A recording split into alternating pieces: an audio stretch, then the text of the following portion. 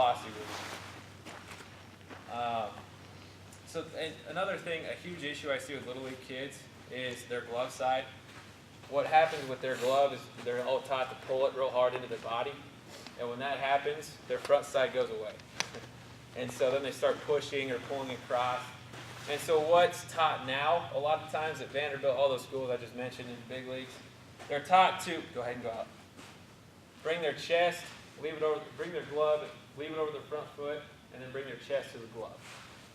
Kind of just like that. That alleviates this stuff here. And what we see a lot with your kids, just go and get in that.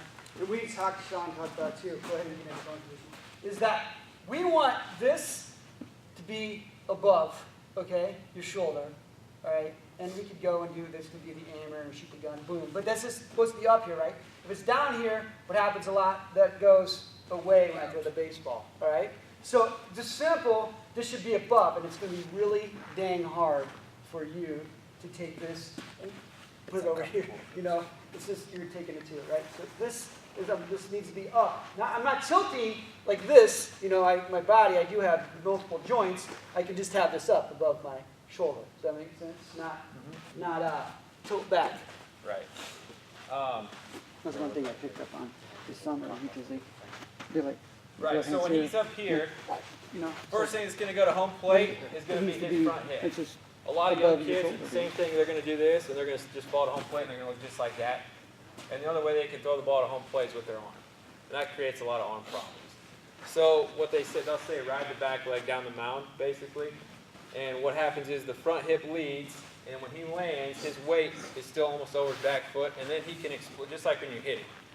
Reed's talked about using that back hip and exploding, and then he can hopefully powerfully throw the ball to home plate. Anything else mechanical you want me to talk about? No, I mean, just real quick, this is, I mean, we kind of do things the same, but you know, you get into your setup, all right, and then you get into your lift, and you should be able to hold this position all day and twice on Sunday. You should not. If you're not, you're out of line. The way Chad Dembinski, he did a clinic for us, and I was actually in Beatrice. He pitched for Cal State Fullerton in the championship game, and this is the way he taught me. He's like, you put a nail to the bill through your button here, and you take it down through your, you know, and if you bend it, it's going to hurt. So the only time you can bend it is when you get into throwing motion, right? It never bends out of stretch, it never bends out of the windup. Again, and he has really, really, really good mechanics. So, I mean, just this is your setup, come in, this is your pitching position, right here, this will stay there. You should be able to hold this twice, and, you know, and this is then, and then he gets his hitch there, right? And then he's in the throwing position, and then finishes the fourth one. Like I said, I'm a step-by-step guy. Nothing more mechanically at all. I just really base turns sideways. We'll talk a little bit about the throwing motion. You guys, we really have problems with youth, and they're, in my opinion, you're always going to have arm problems if you play baseball long enough, dude. It's not a natural motion. But what we want to do is get away from kids pulling the arrow or not getting you swing. You have to take your arm swing, and if you want to elaborate on it too. But you have to take your arm swing down by your hip, and this is the motion you got to get going. I can't do this. You're going to have a lot of arm problems. But actually, when you come in to throw, it's almost separating, coming down, up, and in a throwing position. So the way you do? Yeah. And you don't want to pull because then you short arm the baseball, and your kid's going to have shoulder problems and elbow problems. So everything he's doing when he comes to separate, I don't really care about glove up, glove down, you know, when you get to here when you're throwing. What I do care about is you get this separated and get a good swing on your arm, okay? And then you get into this position when you're getting ready to throw the baseball. Anything else? I guess I'll just talk a little. We talked earlier about holding runners. I don't know, I'm sure you guys are all at the level where you can steal. And a lot of kids, younger kids, think that it's because the catcher isn't very good, that they're running everywhere. And as you get older, it's on the pitcher. So as a right-handed pitcher, what I like to teach is, again, we're going to be, I'm left-handed, so this is awkward for me. But I'm going to be, again, shoulder width apart in an athletic position, and I'm just going to do a little quick jump turn, and then I have to throw. This stuff, it doesn't do anybody any good to step and throw. It's way too long. So they call it A move, B move. I always like to have quick feet if I'm going to pick. I don't understand why anybody wouldn't want to have quick feet to pick. And then I guess a B move would be a less elite move, where I have quick feet and a long arm. It might take the ball just a half second longer to get there. And then my best move would be quick feet and then a short arm to get over there a little quicker. So I mean that first move might be my less elite move, so I'm off here. Ball takes just a half second longer to get there. I think, okay, I can get another half step, and now it's short arm over there, and it's there and he's out. We're going to teach our guys how to vary timing, meaning if I come set, 1, 2, and pitch, come set again, 1, 2, now I'm going to pick. If I come set, 1, 2, pitch again, then that runner's going to have me time. So we need to come set, maybe vary our timings, vary our looks, throw over there often. You know, kids are uncomfortable throwing to first base, mostly because they don't practice it. So, anything else?